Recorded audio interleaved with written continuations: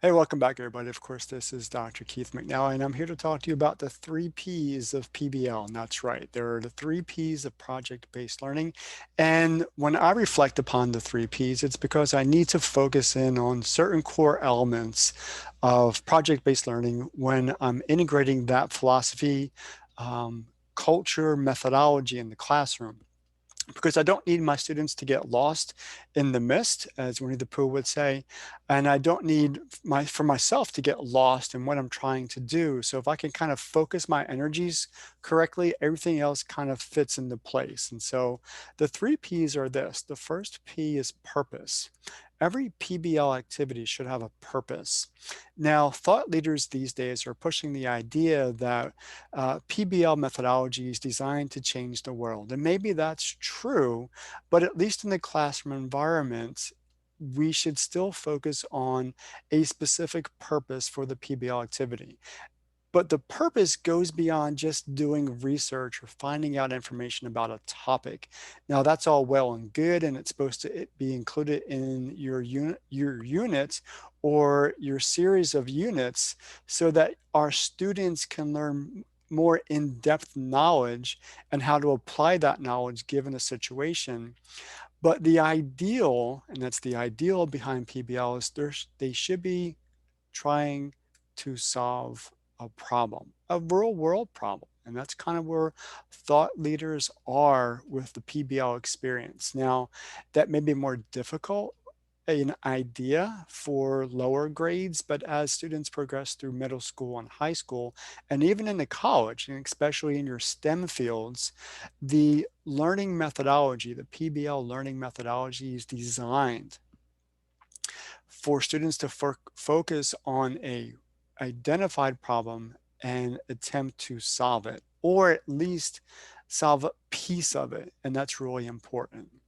The second P in the PBL learning situation is people. So first, purpose, second, people. Now, people is twofold.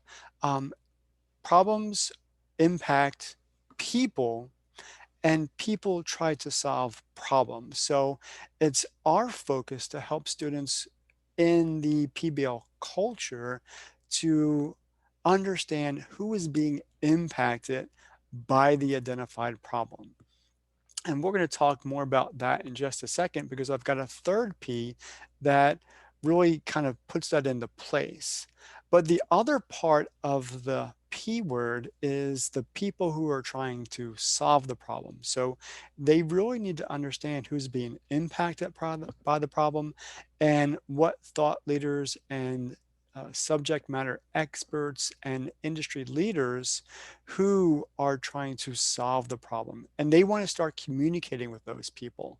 That's really where the in-depth knowledge is, where the resources are going to come from.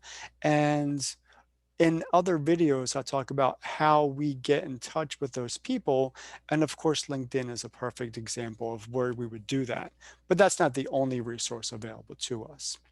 And so this brings me to the third P in the PBL learning experience, and that's perspective. Now, you've heard me talk before about being able to discover things about the problem and then reflect upon the problem. So it's personal reflection of what they're doing. And so that's where we start integrating metacognitive skills, need more coffee, metacognitive skills, but they should be able to think about what if it was them who was being impacted by the problem, and then how can we start being a part of the SMEs, the subject matter experts, the thought leaders, and the industry professionals who are involved in solving the problem. So they're going to have a unique perspective from both points of view. How would they feel if they were the people or part of the group that was being impacted by the problem? And what are their thoughts in trying to be a part of the group that's trying to solve the problem? So those are the three P's in PBL. We've got purpose, we have people, and we have perspective. And so with that, I'm going to leave you. I'll see you next time. Take care.